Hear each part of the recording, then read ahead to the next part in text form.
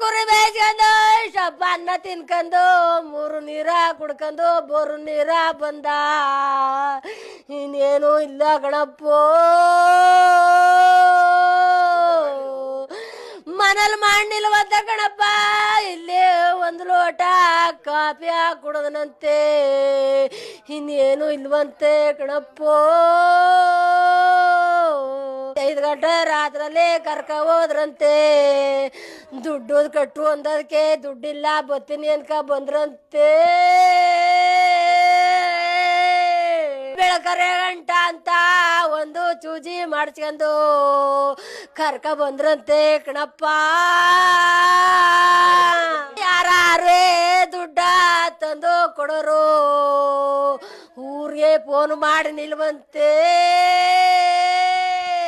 3000 ದುಡ್ಡ ಕಟ್ಟೆ ಅಂದ್ರಂತೆ.